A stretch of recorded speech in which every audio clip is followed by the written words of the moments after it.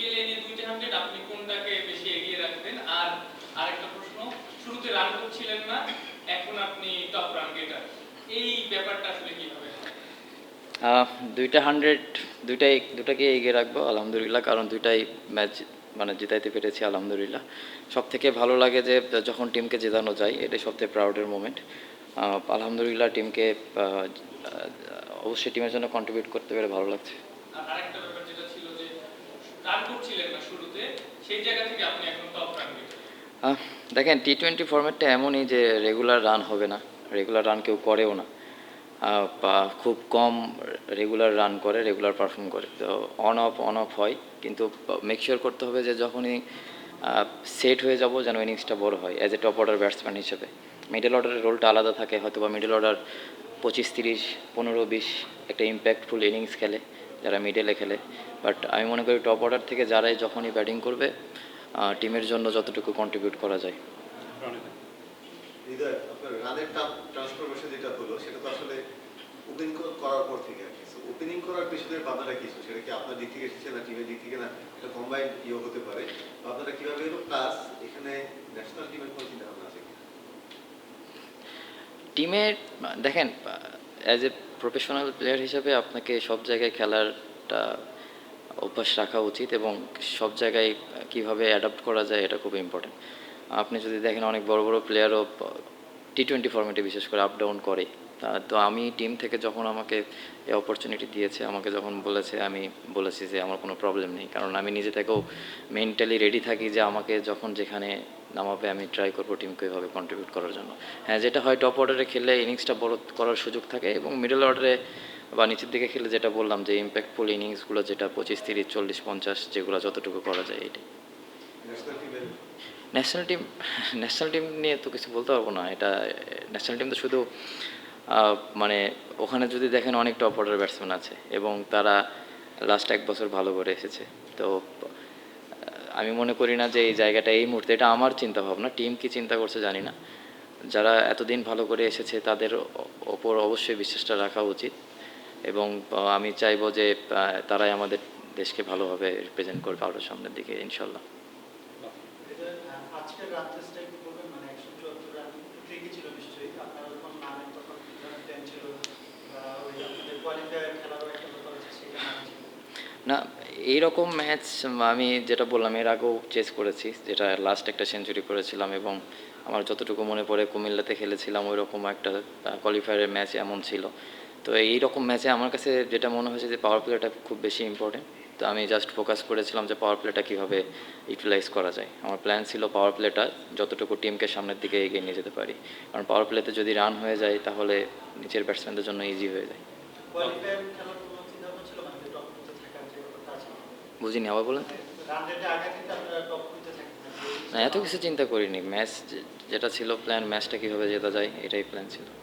বাবু, আপনি রনির প্রশ্নের উত্তরে বলছিলেন ন্যাশনাল টিমে বা আপনার নিজের ব্যাটিং এ আদর নিয়ে একটা জিনিস কি বলবেন, ওপরে খেললে আপনি বললেন লং ইনিংস খেলার সুযোগটা বেশি, বাট আপনার নিজের ব্যাটিং সামর্থ্য বলি, ব্যাটিং শৈলী বলি, ছন্দ বুদ্ধি, কোনটার সাথে বেশি খাপ খায়? আপনার কি মনে হয় আপনি যদি পাওয়ার প্লেতে খেলতে পারেন, ওভার দ্য টপ খেলতে পারেন, আপনার সাইড শট আছে, এগুলো কি আপনি মাথায় রেখে মানে নিজেকে আসলে কোথায় আপনি দেখতে চান একটা স্টেপ? আমি যদি টু বি ভেরি অনেস্ট, আমি যদি আনসারটা দিই, আমার কাছে মনে হয় যে অ্যাজ এ প্লেয়ার হিসেবে আমাকে যেখানেই অপরচুনিটি দিবে, টিমের ডিমান্ড যেখানে, আমি সেখানেই রেডি। কারণ এটা তো দিন শেষে দল মানে টিম গেম, এটা তো আমার নিজের গেম না। এটা যদি আমার এলাকার খেলা হতো আমি না হয় বলতাম যে আমাকে সামনে দাও। টিম গেম, টিম ডিমান্ড যেটা থাকবে আমি ট্রাই করবো ওইভাবে টিমকে সার্ভ করার জন্য, এবং ওইভাবেই ট্রাই করবো টিমকে যতটুকু কন্ট্রিবিউট করতে পারি। এবার তো এবারই তো প্রথম বিপিএল ওপেন করছে না, সিলেট স্ট্রাইকার্স হয়েও একবার মানে কয়েকটা ম্যাচ ওপেন করেছে, এবার আঙ্গুলে ইনজুরি হয়েছিল, 500 প্লাস 400 প্লাস রান হয়েছে। ওইটা ওপেন করাটাকে এখানে হালকা কাজ দিচ্ছে, মানে ওই এক্সপিরিয়েন্সটা কি এবার কাজে আসছে? হয়তোবা আমি ওইভাবে চিন্তা করিনি। যেটা বললাম যে ওপেন জিনিসটা আমি লাস্ট কয় বছর করছি বিপিএলে, মিডলেও খেলেছি, ওপরেও খেলেছি।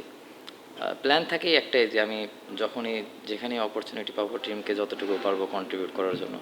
কিন্তু আমার কাছে মনে হচ্ছে আপনাদের কোশ্চেনটা প্রায় সিমিলার, একই, যে ওপেন ওপেন ওপেন জিনিসটা যেটা বললাম যে এমনও তো হতে পারতো আমি ওপেন নেমে রান নাও করতে পারতাম, এটা আমার কপালে ছিল। আলহামদুলিল্লাহ, দোয়া করেন যেন সামনে আরো ভালো কিছু করতে পারি।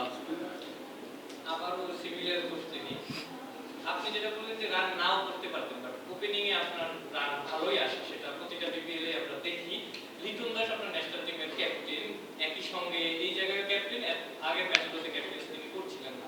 তার সঙ্গে কি, কিংবা আপনার তার জায়গা থেকে আপনার ব্যাপারে কোনো ছিল কিনা অবজারভেশন যে তুই ওপেন করতে পারিস, বা তোর ওপেন করা উচিত, বা তুই ওপেন করে দেখ এটা কি ন্যাশনাল টিমে না বিপিএলে? এই বিপিএল? না, লিটন ভাই তো সে তো ন্যাশনাল টিমে লাস্ট 1 বছর 3-এ খেলেছে। তো সে যখন ওপেন করেছে সে নিজে টিমকে জানিয়েছে যে আপনাকে এমন কোনো মেসেজ সে দিয়েছে কিনা বা পরামর্শ যে তুই ওপেন করতে পারিস? না, এমন এমন কোনো মেসেজ আমাকে দেয়নি। আমাকে যেটা বলেছে যে তুই ওয়ার্ল্ড কাপে তো মিডলেই খেলবি, যদি সব কিছু ঠিক থাকে ইনশাল্লাহ, তো চেষ্টা কর মিডলে খেললে তোর জন্য ভালো একটা প্র্যাকটিস হবে, কারণ মিডলে খেলাটা একটু অন্যরকম খেলা। মিডলের খেলা এত ইজিও না যদি দেখেন। কিন্তু মিডলে আবার যেটা বলেছি আগেও, আপনারা তো শুধু মনে করেন 50 এগুলাই শুধু রান, ইম্প্যাক্টফুল ইনিংসও মিডলে কাউন্ট করা হয়। আমাকে এটাই বলেছে, আমিও ট্রাই করেছি যে এভাবে, এবং শুরুটা মনে হয় 3-4-4-এই করেছিলাম। পরে টিম থেকে ডিসিশন এসেছে আমাকে ওপরে যেতে হবে, টিমের ডিসিশন ছিল এটা। After century maybe cricket operations chairman মানে কংগ্রেচুলেট করলেন, আপনি কি বলবেন? আরেকটা জিনিস হচ্ছে যে আউটসাইডের নয়েজ আসলে আপনাদেরকে বা আপনাকে কতটা ইফেক্ট করে, as per example world cup হবে কি হবে না, ইন্টারন্যাশনাল প্রিপারেশন থাকে?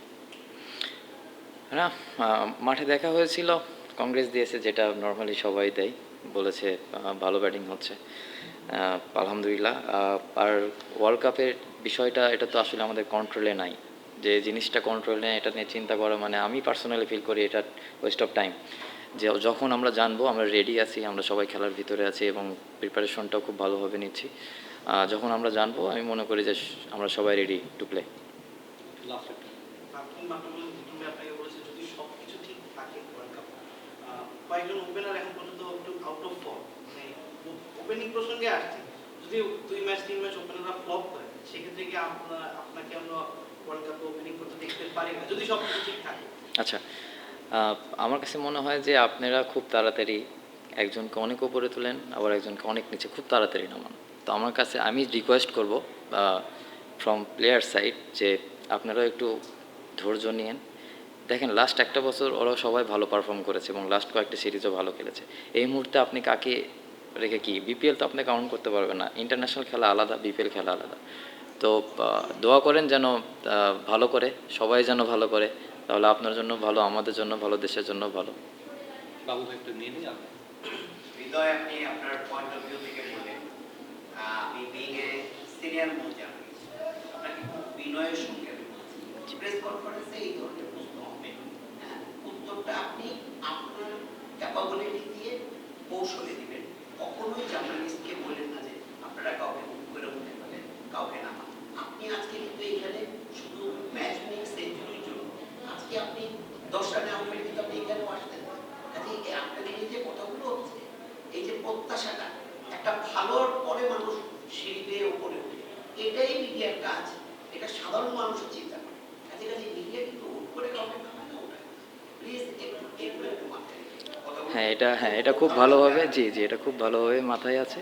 আপনি যদি আপনার জায়গা থেকে অনেস্টলি চিন্তা করেন, তাহলে আমার মনে হয় অ্যান্সারটা আপনি পেতে পারেন। আমি বলতেছি না, আমি তবে রং হতে পারি, কিন্তু আপনি আপনার জায়গা থেকে চিন্তা করেন যেটা এই মুহূর্তে চলছে। অনেস্টলি বলেছি, আপনি নিজেও চিন্তা করে দেখেন। আর যদি আমার ভুল হয়ে থাকে তাহলে আমি সরি। না, আমি আমার ভিতর, আমাকে এখানে এমন কেউ নেই যে আমাকে এখান থেকে পিছনে বলছে। আমি আপনার সামনে থেকেই আমার ক্যাপাবিলিটির ভিতর থেকে আমি যতটুকু পারছি আমি অ্যান্সার করছি। অবশ্যই, হ্যাঁ হ্যাঁ, জি হ্যাঁ, কিন্তু আমি যেটা বলেছি, আপনি 1 2 3 ম্যাচ দেখে আপনি কাউকে ওপরে নিয়ে আবার নিচে নামাতে পারবেন না। আপনাদেরও একটু ধৈর্য ধরা উচিত। আপনারা বলছেন ওপেনিং জিনিসটা নিয়ে, আমাদের সকলেই যারা খেলেছে 1 বছর টপ অর্ডারে একটু খেয়াল করে দেখেন, তারা সবাই পারফর্ম করেছে। খুব ভালো করেনি না, না। কিন্তু দেখেন আপনি পারভেজকে সাইফ হাসান ক্যাপ্টেন্সি দেওয়া আছে 14 ম্যাচে তার 50 নেই। আচ্ছা, খুব ভালো করেনি বিপিএলে, কিন্তু ইন্টারন্যাশনালে কি করেছে? লাস্ট 6টা ম্যাচে তার 50 নেই। আচ্ছা এবং বিশেষ করে আচ্ছা জি, না না না, আপনারা আপনাদের পয়েন্ট অফ ভিউ থেকে রাইট, কিন্তু পারভেজ কেউ আসলে ওই লেভেলে পারফর্ম করে নিজে চেঞ্জ করা যাবে। জি জি জি, দোয়া রাখবেন যেন পারফর্ম করে সামনে। কেউ এখানে কারো সবাই